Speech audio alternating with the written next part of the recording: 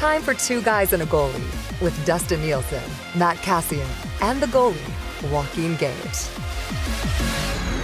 Good afternoon. Hello. Welcome to Two Guys and a Goalie. It's Joaquin Gage, our good buddy Matt Kassian. I'm Hernan Salas, returning from 3 days off, feeling refreshed, enjoying this weather. It's great. Yeah? This is Hernan. Is it? Oh, yeah. You can be in the sun all day, man. Went for like an hour and a half walk on Tuesday. Did you? In the sun. Did you listen to Two Guys the other day? I think I did, yeah. Oh, did you? Yeah. Well, we were debating whether or not you were tanning your nether regions. Oh, yeah, I heard about that. Yeah. Because Tommy was doing it or something? Yeah. A little red light therapy. Yeah. Cass, how you doing, buddy? I'm good, buddy. I got a little Damon Bunting golf tournament this afternoon. Yes. Yeah. So a little preview of the pre and post game shows for this year with good old Damon Bunting coming up. So that'll be good this afternoon. Did not suntan my testicles. Do not plan on suntanning my testicles. But I'm happy. Tommy makes good life choices. So. You will be down there with Tommy and Dusty and I think Benny. So a good contingent of the EST crew down at Damon Bunting's golf tournament. Well, what's the outfit, Cass? Because it is hot. It is hot. So, I mean, I'm going with a light golf shirt. It is a little bit of gray, which I was sketchy about, but I didn't have something that was like totally all white. But I'm taking an extra golf shirt too. So I got an extra one just in case I got to do the swap if I get a little bit too sweaty. Figured that was the right move. And aside from that, that's going with the short shorts. Not like Tommy short, but a little shorter than I normally wear on the golf course. A little lighter fabric than I normally go. And cap and sunglasses, lots of sunscreen because I burn, baby. Guys, is this weather too hot for golf? Because you guys are the golfers here. I don't golf. It's pretty close to being too hot. Yeah, it depends on the course, though. Like sometimes you get into the tree, like you get shade, depending the time of day. It can be a huge factor. But I mean, if you look back to the EST Classic from 2 years ago, there's a lot of open on that, especially on that one part of the ranch. There's a lot of openness where you get just pummeled. But it was so much fun. Because everyone knew each other. So when it's too hot at a tournament, I think is fine. Yeah. Individual golf, it might be a little bit too hot. Like today you'll know a lot of the people out there, right, Kat? So you'll be laughing and kind of distracted by the heat, probably by cervezas and fun holes to participate in. Yeah, that's a good point, right? Like tournament place it has a different vibe than when you just go with your group, right? So. I've been enjoying this weather. I don't know how long it'll last. Seems like for the rest of the weekend, maybe into next week. Got to enjoy it because we haven't had this kind of weather all summer. Of course, Two Guys and a Goalie is presented by GS Construction, setting the industry standard for 50 years with quality, efficiency, and safety driving their success. GS Construction has a foundation built on teamwork, and now they want you to become part of the team. Visit gsconstruction.ca and click ready to work or visit their page at indeed.ca. With the Next Person Up program at GS Construction, it's not just a job, it's a career. Of course, we want to hear from you. Hit us up on the Nasty Chat. Slam that thumbs up and text us 780-218-9999. I know you touched on it with Maddie yesterday, so maybe we'll start with Cass's thoughts on this. I got a bunch of questions too to come regarding this situation. Of course, Connor McDavid at the Canada orientation camp, and what I do like is, as he's getting older, guys, his personality is better. Like, when he gets asked the question, he's like, wow, you're not even going to throw me a softball. You're going to go right to the point. So a little more snarky. No. So kind of like that from Connor McDavid. But I guess what everybody's taking, he says, my intention is to win in Edmonton. And he says he's in no rush. He's he took the summer off. He had Leon's wedding. He, vacation time with his wife and all of that. But Cass, I mean, this is going to get done before the season because he didn't commit to signing before the season. But I can't see Connor McDavid creating this kind of distraction for the team. But what did you make of his comments first? And do you think this is going to get done before the season? I think it is. I love when he gets a little more snarky and starts throwing them out there. I mean, it's just more enjoyable. It makes it more entertaining. I think it gets done before. I've still and never have been concerned or worried that it doesn't get done. I think he wants to, and most players in that position, because he wants to win in Edmonton. That's his focus. It's been his focus. He's gonna want to get it done so it's not a distraction, because he knows the longer he waits to get things done, especially if he knows he's going to sign in Edmonton, the longer he waits to get things done, the louder the noise is going to get, the more often he's going to get asked those questions, the more often his teammates are going to get asked those questions, and it'll just be annoying for him and for us and for everybody. So I think it gets done before, if not before the season, it gets done sometime during training camp and preseason. Like it gets done before the regular season would be my anticipation. Gager? I know you said October 19th on a Sunday because it's I don't know. It's Chappie's birthday. Oh, look at that. That's why.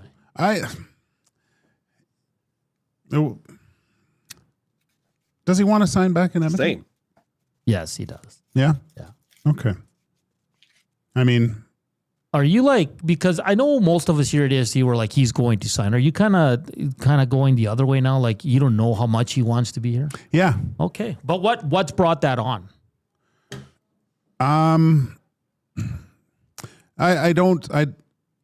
this is just me personally. When something's looming, I want to get it done, and obviously it's Connor McDavid's in a different position altogether. It's not like, and maybe I'm looking at it from my point of view, being a hockey player. Like if someone threw any sort of contract at me, I was looking for anything to sign it with. You're like, give me that thing. Who's got a pen? I will drive. Where are you? Yeah. So I will sign that with my own blood. Someone give me a knife. But just to know that it doesn't matter. You're going to sign a contract eventually, and it's going to be huge. I guess that takes a little bit of pressure off. But to me, again, I think, why don't I just get this thing done? Why don't I? So what's holding him up aside from? I'm trying to think of those things that would stop him from signing with the Edmonton Oilers, and the first thing that pops up is, what are they doing?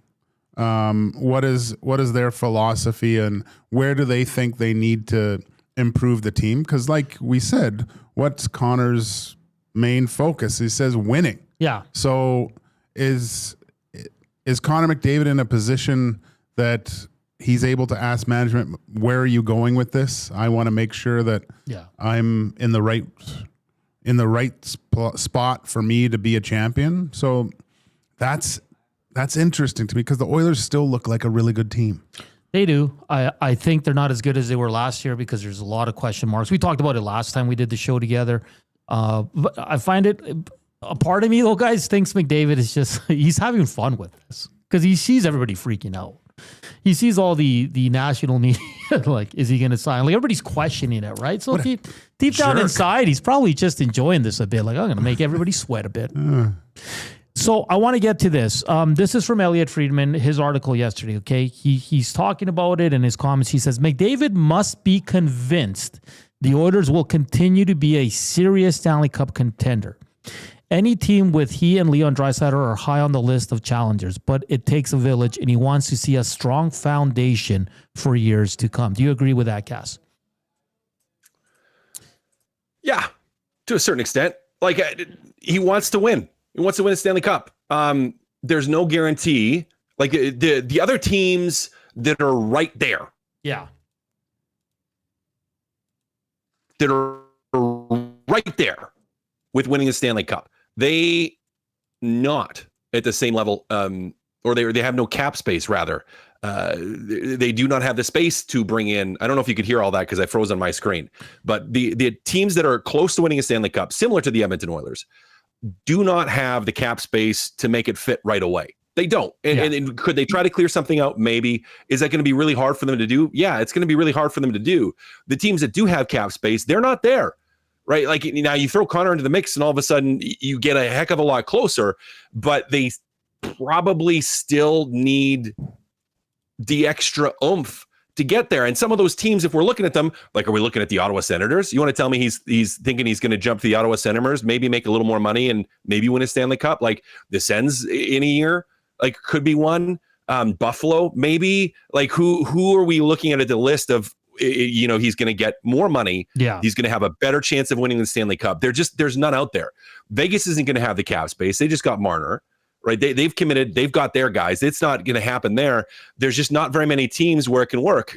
Carolina, it's not going to work at this point, I don't think, from a cap standpoint. I don't think and maybe he wants to go there, but I just don't see a more viable option that makes sense for Connor from a contract dollar value standpoint, as well as an opportunity to win standpoint. They're just not out there, guys. So what you're saying, Cass, is Connor doesn't sign.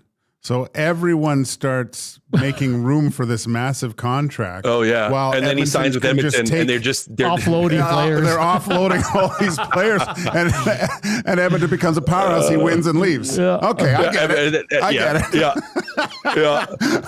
Yeah. And all of a sudden, all of a sudden, Jeff Jackson's just calling everyone around the league, and they're just going, psych. Yeah, like. They had the deal done last year. We just didn't report it. Yeah, just to make you guys all blow up your rosters and try to make space for this guy. We can make a deal with Connor behind closed doors. Hey, Connor, let's you call these other teams. Get your agent to call these other teams and say, hey, he's really interested. He's really interested. Yeah. Just to get them to dump everybody and then not do it. That would be amazing. Not going to happen. But didn't Dusty say that this is not hard? Like the negotiation. No. Right? Like it's not like, yes, you sit there for a week with Stan Bowman and meet every day and hash something. Like I don't know. I think it's simple. This is what we're offering you.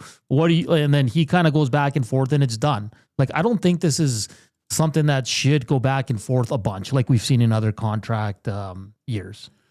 We talked about it yesterday a little bit, Maddie and I, like the question, how should the management approach the question? I didn't think it was. I don't think it's just blank check across the table. No. I think it's here's our number. We want to have a little bit of wiggle room to make adjustments. I think this is a fair number for him, and gives us a little bit of flexibility to add something that if we need it come crunch time, right? I heard that yesterday. I get what you're saying, Joaquin, and you and Matt had a really conversation on it. But for me, the best player in the world, the best player on your team, he's not the guy you should be telling that to. Like, hey, can you take a little less? No, that they should have thought that with Trent Frederick. They should have thought that with other players they signed for money, not Connor McDavid. Connor McDavid should get exactly what he wants because he's the best player in the world and he's the best player on this team. Is that fair? Oh, absolutely. I'm way on that camp. You want to throw the lower numbers at someone, go to Trent Frederick and say, hey, you want to win a cup? Take a little bit less because we got to sign Connor. Yeah. Like that's the pitch. You want to play with Connor? Take a little bit less because we got to sign him. We want him to stay here. We want to win a cup. Like that is a pitch. Not going to Connor to say, hey, man, can you take less? You're the best player in the world. Where we don't want to pay you like you're the best player in the world. We want to give these other guys way more money. I'm on board with you, Hernan, on that. Like and with Dusty too, I think it should be an easy discussion. It should be. Now, do you go back and forth for a couple days? Sure. Are there a couple days in between phone calls? Sure. To say, hey, this is kind of our starting point. This is the number we're thinking. And the other side goes, okay, this is what we're thinking. Okay, we're a little ways apart here. Let's go back to our respective camps. Have a conversation around the campfire with our friends and trusted advisors, and then let's get back to it and meet again and see if the numbers have changed. Like it should be very straightforward. He's going to have a no movement clause.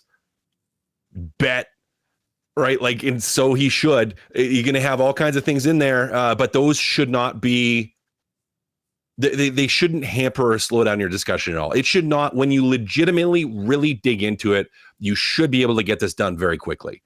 Unless the game is, okay, we're trying to negotiate, and so we're allowing time and breathing space to, get a better number for whichever side is doing that. But it should be easy, guys.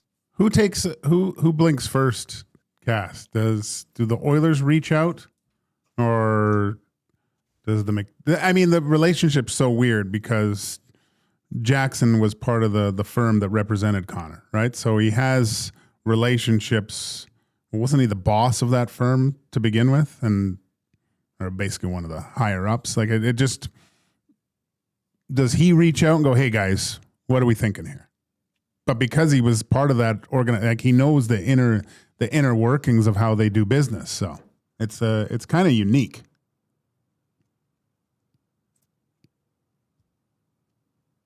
Oh, did he freeze? No. Yeah, I froze for a split second again. Oh, okay. You know what? I figured it out. It's whenever my wife's home, she's probably on the social media things, and it just eats up like every inch of bandwidth because when she's not here, there's no issues. So I don't know what's going on. Like, I think the organization has to blink first. Yeah, they have to, don't they? I think so. That's where I'm leaning to. Connor's got the power in this negotiation. It's not like the organization, it can be like, hey, you're restricted. We can just QO you and you have no ARB rights, like different situations. So the organization has to blink first, and they should. Again, best player in the world. Why are you going to dink around with them? If that's what you're trying, not saying they are, but like you shouldn't. You should be the one reaching out and saying, hey man, this is where we're at. Where are you at? Let's figure something out. Like, it'd be ridiculous to me if you weren't. Happy says, I think 97 is waiting for the Oilers to upgrade their goaltending before he resigns. Well, Happy, that ain't happening anytime soon. Nope. So, no. But this, I think we talked, this is the year where if things go awry off the hop, I think, because we all talked, it has to be a step up. Yeah. I think a lateral move would be, they would be more open to just going lateral than actually looking for a like on paper upgrade. I agree. Because if, let's say, Skinner starts bad again, they know they're probably not going to get a huge upgrade, but they're going to make a change just for the sake of change, right? That's what you're trying to say? Yeah. Maybe. But what's that going to cost you? Like, what's that going to cost you? And, even a lateral move from a dollar value standpoint for Stuart Skinner is tough to find. So, like, I think you don't. I think you don't, because I think it costs you too much. And there's still pieces you have to improve, particularly in the defensemen, even though Travis Yost has them as being like the best defensive group in the league. Okay, Cass, I'm going to ask you this because I wasn't on that show, but I know a bunch of people disagreed, and then we kind of talked about it on our show following two guys. But, like, I look at this D-core, and I'm not saying they're the top 5 in the league, but I think this is one of the better groups they've had in a while. Where do you want to see that upgrade on this group, Cass? Right now? Yeah. Right. Well, I think where people are really happy with this, where this group is, and it's better than it's been a long time. There's some truth. There is some truth to that. Okay. To me, the fear component that I have, where I don't think it's quite as good, is that Matias Ekholm is not going to be the Matias Ekholm we've seen in the past. Yeah. Or he's going to be hurt for a good chunk of the year.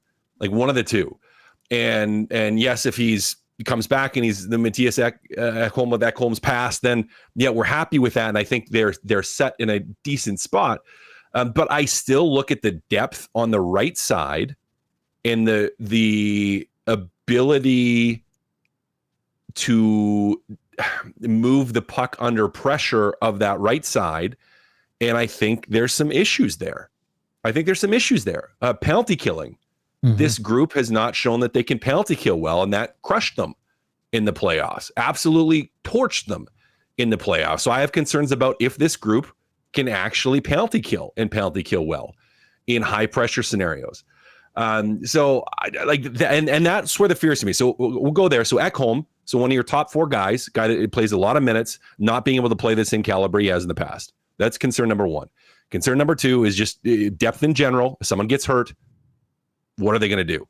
And concern number 3 then would be even the ability to penalty kill. Concern number 4 for me would be the physicality overall of the group. Now, if some guys take steps forward, have great summers and come in much improved, like an Emberson, for example, that can play and does throw his body around a little bit. If he takes his step and can eat up some more minutes and play that physical game, maybe give you some penalty killing. Well, that does answer some of those questions, but I just again, I don't think that the defensive group isn't horrible, right? It's not like they're awful, worst in the league, but if I'm looking at, do they fit into like the top 5 groups in this league right now? I don't think they're there yet. I don't think they're there.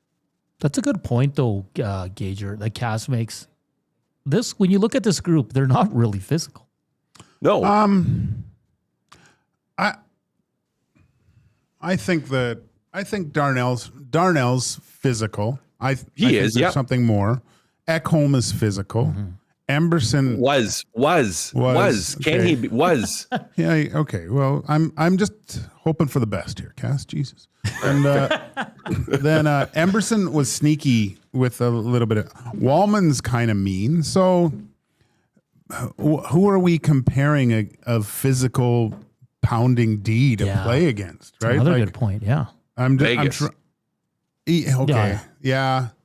You could Florida. probably say that. Because if you compare it to Dallas has a lot of skill, right? Florida was mean. Florida's too. mean, yeah. Dallas wasn't mean at all. That was No, they're big, not mean. Yeah. Because Carolina was one of the top ones, and I was just like, Slavin is fantastic. Walker's he's a little bit more offensive. Gostisbehere, Chatfield, Riley. Yeah.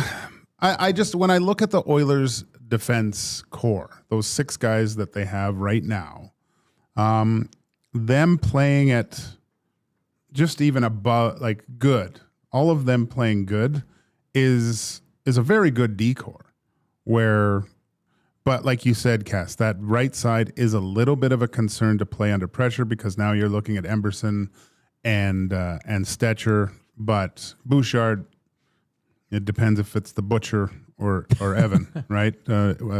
How he's going to be moving the puck efficiently or not. So, but I don't mind it. I don't mind going into the season, and then it's all about tinkering, I guess, at that point forward. Yeah, it's going to be interesting. I think the Oilers brass is content with how their defense looks because Stetcher's at the 7th spot, and then you got Josh Brown, who signed for 2 more years as the 8th or 9th, however you want to look at it. Up front is where a lot of the questions are going to come. But I just wanted to read one here from, let's see here. El Presidente says, takes a team to win, though, not just one player. That's very true, El Presidente, but it's not McDavid's problem that there's bad contracts on this team. It's not his problem. And you have to sign, like Cass said, you can't just get into a battle with Connor McDavid.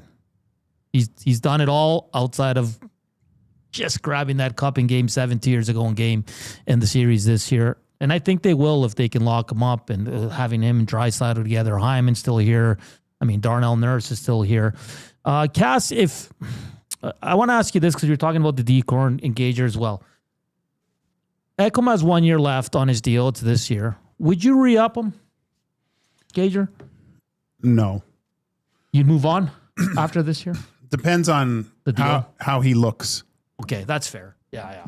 Like he's out of all the defensemen this year, he's the one that I don't want to say concerned, but I'm curious about what his play was like. I think because even Dusty was like, you come back too early. Obviously, he did. He shouldn't have been playing. He should have been out for the rest of the season because he wasn't even close to what he normally is. Some of the things that were happening. And sometimes he can do more damage to whatever was ailing him. Obviously, some sort of lower body type of thing. But I have to see what he looks like at the beginning of the season here. If things are back to normal. And you gotta add on the speedometer has gotten more. There's more miles on that body. Yeah. And see where he's at. If he doesn't look like the Ekholm of old, I'm waiting. I think you have the power to wait and see how things go. I don't think you want to get locked into something with a 35-year-old defenseman where he looks like he's playing on one leg. Yeah. And again, you've tied your hands behind your back to future years. And this is probably, one of the, I don't think Connor McDavid asks this question, but it's something that maybe is discussed with him about future. Because there is rumors swirling that they want to re-up him and Wallman before the season starts, Cass. I think with Wallman, it makes sense. Wallman, sure. Wallman, for sure. Ekholm, I think it'd be a mistake, like Gager said. I think you have to wait and see. I think you have to wait. You have to see how Wallman is. You have to see how Ekholm is. You have to see how Emberson comes along. Like, you have to see how everybody develops that you have there, and you have to see physically. And Gager, I'm not just concerned. Or interested, concerned, whatever words you want to use, of Ekholm at the start of the year. I want to see at the end of the year. I want to see at the end of the year how he's playing before I re-up that guy. Like, I'm not touching giving him another contract until next summer. And even then, at 35, it's most likely only has to be a 1 to a 2 year deal at an extremely reasonable number. Because, productions, he's not going to get better, guys. And he's been great. He's been great for the Oilers, been fantastic, but he's not going to get better. And that's okay. It's not that that's a bad thing. It's the reality of his age and of getting older in the NHL. Like, it's just, that's how it is. I can't drive the ball 325 yards anymore. Or like, my body doesn't work and function the same way. Yeah. And it's the same thing for him. And I want to see, especially this season, we saw how frail he was in a lot of ways at the end of the year, with short season, not being able to put on muscle, not being able to maintain that muscle over the course of the season with how many minutes and calories he's burning. We have to see it at the end of the year. So Wallman, you want to sign him right now, get it done before the season, great, go for it. By all means, get it done. Get it done after you get McDavid done, but get it done. Ekholm, you got to wait, guys. I wouldn't say terrified if they sign him before the season. That's not the right term, but I would be highly concerned. What? Have we heard if he's going to be ready for the start of the season? Yeah, I thought there was rumblings that he wouldn't be ready. Yeah, because just hearing different people on different shows talk, and then I think Tommy said, I can't remember what, I don't want to put words in Tommy's mouth, but I think he said he might not be, or I just don't know, because that's already concerning right there. Well, yeah, just look at the list of defensemen over the age of 35, like Brent Burns. Okay. Well, they still have Shea Weber on there, but Jack Johnson, Chris Letang, Martinez is done. 37. Let's see. Ian Cole's 36. Brendan Smith 36. McDonough's 37. These guys aren't, I don't know. And then you have Matias Ekholm at 35. It's very rarely do you see a distinct drop off unless you're the elite of the elite. And still then there's a drop off from what their former selves were, right? And a lot of those guys are now third pairing guys. Like Brent Burns, he signed in Colorado. Yeah. He's third pair. Yeah. Right? Exactly. He's a pretty good third pair. That's a good third pair. He could play second, Yeah. But would you switch Burns for Matias Ekholm? See, I was just going to ask, like, the difference between Burns and Ekholm now. Ekholm still relied as a first pairing defenseman on the Oilers. I know. Right? But, I mean, I got time for Burns still. Oh, me too. We were talking about it before he signed. The Oilers should sign him, right? Then he signed like the next day. But I just think the roles they're in right now, like on their teams, I think Ekholm is so much more important to the Oilers than Burns will be to the Colorado Avalanche, right? And that's where it's concerning. Yep. Because if Ekholm was on your third pair and you had a stud playing with Bouchard, we wouldn't be too concerned about him, right? We'd be like, he's going to play PK, play 14, 16 minutes a night. But this team is still has to heavily rely on Matias Ekholm. Let's play a little game that I like to call it "Make Life Hard on Cass." Okay. You have your love it. you have your love it. I love it. You have your choice. Matias Ekholm or your buddy, your pal, your best friend, Jared Spurgeon. Ooh. Like to re-sign or to play this year? To play this year. If you had your choice between either of those players. For the Edmonton Oilers, stylistically, I mean, I got to go with little Spurge. Now, the tough thing, little bias. I will take some bias heat on that. That's fine. The tough thing with Spurge is he's had injury problems too. Yeah, I know. Season. That's why I thought it was a good one too. But do you think just with his skating ability and his IQ, it's right? So Yeah. I mean, it's hard when they get, because they're like you said, they're not getting any better. No, You know, like this is kind of like the downswing of the, you know what I mean? When they take on different roles and all that. Kind of when we talked about Nuge, kind of he might have to transition into a different role just because he is getting older. The production's still there somewhat, but it's going to diminish here as we go forward. So it is interesting on Matias Ekholm because he's an absolute warrior. And it almost hurts me when people say he came into the finals, he was terrible. And I was like, I agree. I understand it, but that's how can you leave him out? One player that you hated to say anything bad about. Yeah. Was Matias Ekholm. Just because of what he means when he's just playing his normal game is so impactful. So some people are texting in saying that Wallman's going to alleviate some of that minutes and pressure on Ekholm. Do you guys agree with that? Well, I don't know about you, Kat. I don't think so because he plays with Bouchard, right? Mm-hmm. But in terms of maybe taking more minutes late in the game or PK minutes. Yeah, maybe. You hope so. Yeah, you would hope so. I would hope so. Yeah. I think that's the strength of this Oilers D-core is the ability to distribute minutes more efficiently than so even some of those teams that were ranked 1 where their top 4 are deadly, but they're on the ice the whole time too. That's true too. Let's see here. For Matias, if Ekholm is your number 3-4 D-man on the team, do you try and trade him for a right-handed defensive PK guy? I don't think he is 3-4 on this team though, because he's going to continue to play with Bouchard. Yeah. I'm just because let's say they do re-up them guys before the season starts. Like I think we discussed this before. You can't go more than 2 years. No. I don't even know if he wants to go more than 2 years. And you can't even play him close to the $6 million he's making now. No. Right? No. Cass, like you can't do that. No. It's you might have to go to 2 if he has a really good strong season. You might have to go to 2, but like if you do 2, you can't go over like 3.5 to 4. No, and that's on the high end. Yeah, that's the high end because you're probably going to pay Wallman what Ekholm was making now, just over 6, right? So it's kind of you're flopping their salary. Yep, that's all you're doing. That's all you're doing, Jason. What if he comes in and he doesn't look the same? What do the Oilers do then? That's like worst case scenario. You move on from him in the summer, or at the trade deadline,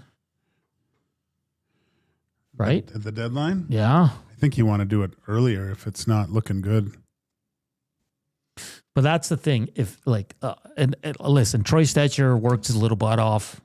He has a lot of heart. He played well last year in the playoffs, but I don't think he can be a regular in your 6 if you're a serious Stanley Cup contender. You know what I mean? That's why if you're gonna move on from Ekholm, who's gonna replace him? I'm just kind of look at kind of names, and there are some names out there, but I don't know how other teams would look at losing that asset too. Like it's not. Yeah, they're not gaining anything by getting. They're not giving you a younger, better Ekholm for Ekholm. No, I'm looking at guys that are like 30 and stuff, who knows? I guess the biggest thing for Oilers fans are hoping for is just that it's old Matias back, right? Yeah. Yep. Well, that'd be ideal. That would be close great. If you can get close to where he was coming in, like that'd be fantastic. You never count on Viking. Because he was refresh my memory. He was good at the beginning of the season, was he not? Mm-hmm. Yeah. Yeah. Yep. 4 Nations is when he started 4 Nations. Going. It was before 4 Nations that he kind of was hurt, wasn't he? But he went to go play. And he got sick, and then he played while he was sick, and he shouldn't have. Yeah. And then it was just like I seriously think, guys, he was kind of a little banged up, went into 4 Nations, got sick, tried to keep playing, wasn't able to eat, couldn't put food in his body because he was sick, and dropped like 10 pounds. He did and lost all muscle, and then just he could not recover after that. That's my thought. He looked emaciated. when he got back from the Four Nations. You can tell on his face. Yeah. Right? Yeah.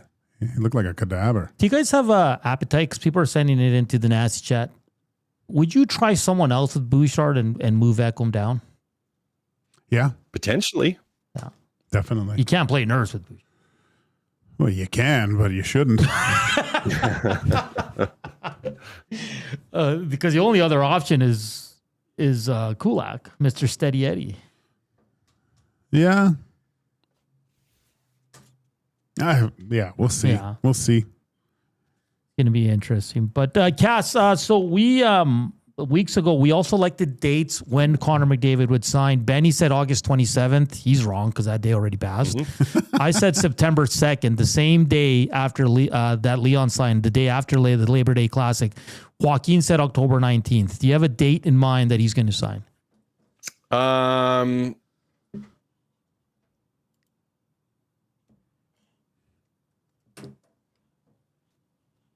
official date. September 15th. September 15th. Okay. September 15th. And for how many years? Gager has 5. I have 4 years. Yeah. I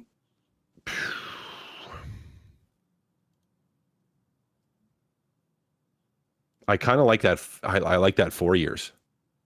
Yeah. I kind of like that 4 years because I think he'll look at it and he'll say, cap's going up, going to go up dramatically. I'm still at that point going to be close to my prime. Mm-hmm. And if they don't get their crap together here, I'm out the door. Yeah. It's kind of what Matthews did, right? Yeah. Yeah. Well, exactly that, which is why I think he's going to look at that and go, that's not a bad idea. Yeah. Now, there always is risk in that, right? There's risk in that. As a player, you get hurt, right? Something happens. You're playing now. McDavid's the best player in the world, so the likelihood of play dropping is low. But there is risk in that of not taking an 8-year deal. Yeah. But yeah, I think he goes 4. I think he goes 4. I think so too. But he goes 4 and then signs another 8, probably. Yeah. Right? Well, I think that too, because then you cap out.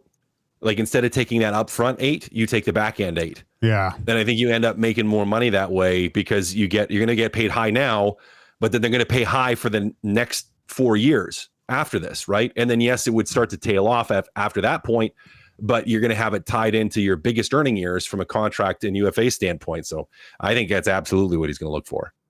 And now maybe they don't. Maybe they get him 8. Maybe they get him, and maybe that's why it's taken some time.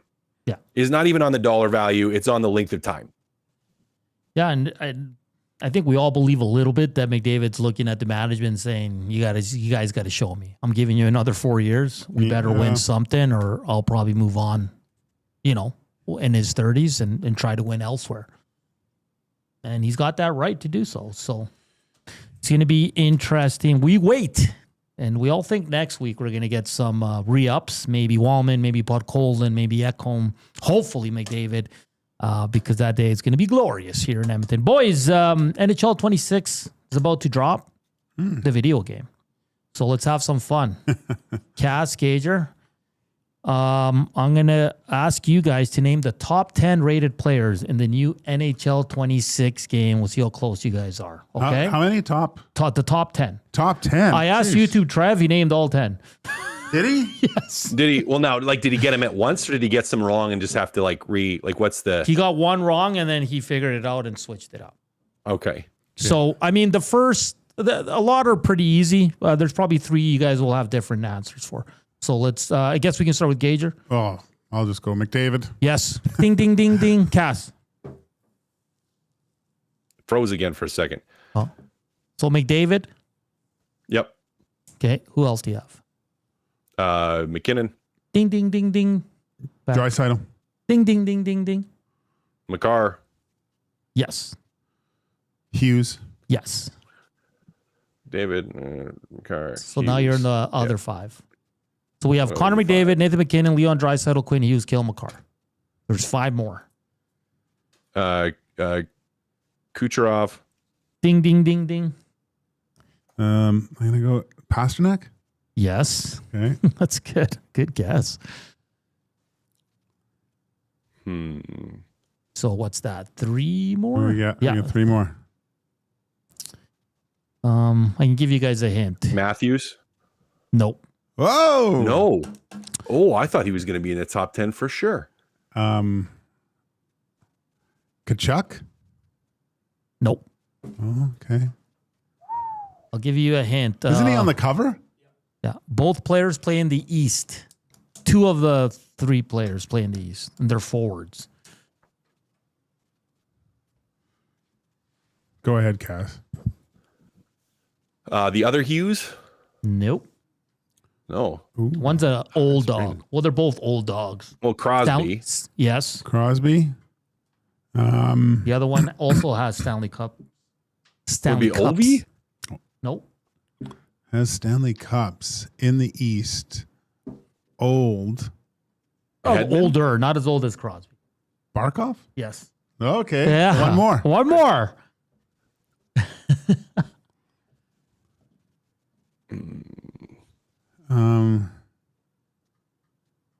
No.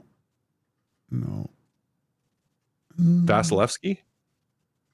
Close. You got the position right. Oh, Shesterkin? Nope. Really? They're not going Canadian. Bobrovsky, did they? Canadian team. Canadian team? Skinner? Picker? Canadian team. Oh, Hellebuck. Oh. Connor Hellebuck. Okay. Oh, yeah. So in order, it's Connor McDavid, Nathan McKinnon, Leon Draisaitl, Nikita Kucherov, Quinn Hughes, Cale Makar, Alexander Barkov, Sidney Crosby, David Pasternak, Connor Hellebuck. That's good. Yeah, you guys. We did pretty good. I mean, YouTube Trev, here's the thing. YouTube Trev has played that game way too much. And so he's like, he knows how they think. Yeah. They Yeah, the probably wild card consulted him. Who's 11th? Forward. Matthews. Nope. Marner? Nope. Eichel. Yes. Yeah. There we go. Jack Eichel, I know here in Edmonton we have we don't like Jack Eichel, but in that series He's really last good. year where the Oilers dominated him, he was fantastic, guys. Like when that guy's on, he's one of the best playmakers in the game. Oh, he's great. He is just legit. Yeah. No, we're not supposed to like him here in Edmonton, but too bad.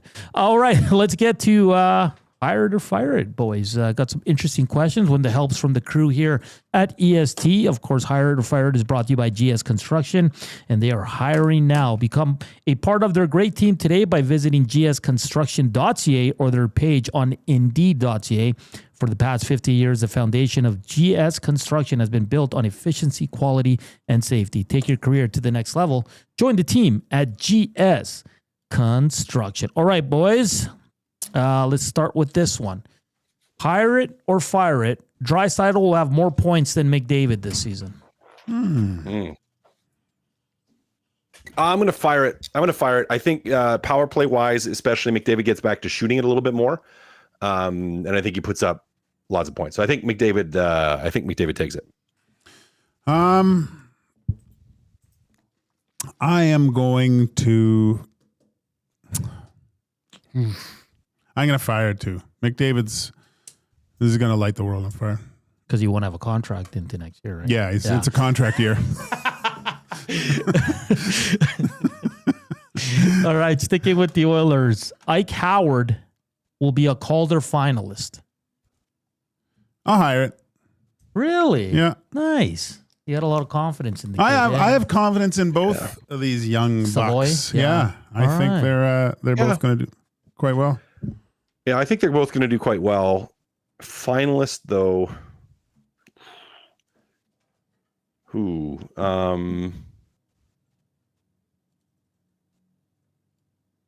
Man, that's a tough one, guys. I don't know. I don't know because we haven't seen enough of them. Yeah. I'm going to fire it just because the odds are with me on that. So I'll play the odds, not because I actually really think it. I don't know. All right. Sticking with the Oilers. Calvin Pickard will play 35 plus games this season for the Edmonton Oilers. 35. I'm going to fire it. I think I think we're going to have a bounce back. Stuart Skinner He's this year. Play 65 games. Well, no, but I think he'll play more this year just because he's playing so well. Cass? Well, you want Skinner playing in a perfect scenario, probably about 50. Would you say that's right, Gager? Yeah, I know. Which kind of puts him at that like 32 amount. So I'm gonna hire it. Because I think they want to have workload management here for this group. As much as we hate using that phrase and that term and thinking that, I think that's what we see. So I'm gonna hire it. I think he does. Perfect. All right, Podkolzin will start the season on Draisaitl's left wing. Fire it. Yeah, fire it. Yeah, that's just preference, though, boys. Because he played a lot last year with Draisaitl, and there's a lot of question marks. You don't want that. You want one of those young bucks going up and grabbing it. Okay, fair enough. Yep. Or the bread eater, right?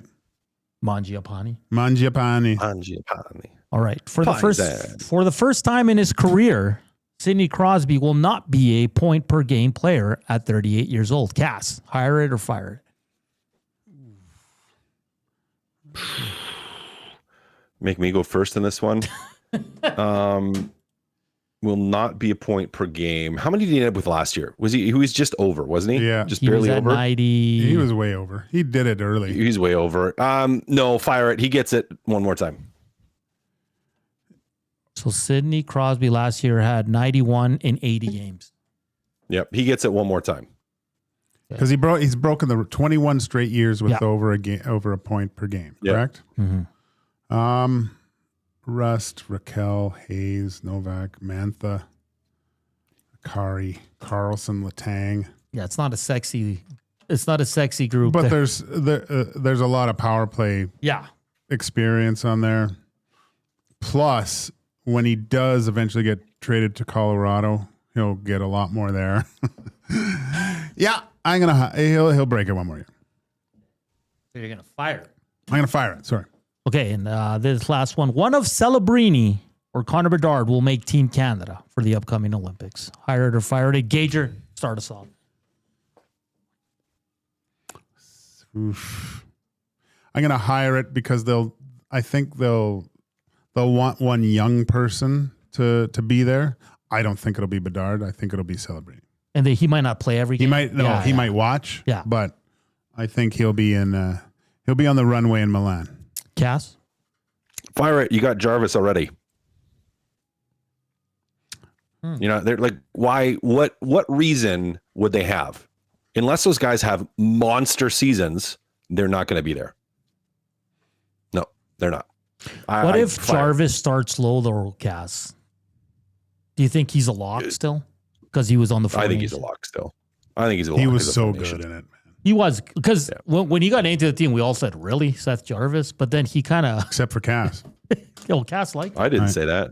Yeah. Oh, didn't you? Oh. I'm just trying to help you out here, buddy. No, I mean, but he's not going to. Look at his team. Yeah. In Carolina. He's not going to. He's not going to start. No. So, no, he's on there. No, you are not taking Celebrini or Bedard. They both don't make it. Book it. All right. Who do you think's better right now, boys? Celebrini. Really? You're not a big Bedard guy. Yeah. No, I was watching some practicing and Bedard was doing some rushes. I don't think he's fast enough to be elite. He's not getting any faster. So he's not going to get any faster. He's not going to get any stronger. His shot isn't getting any harder, which means he's still going to be a really great player. Yeah. Mm-hmm. But there's just I think there's just limited upside.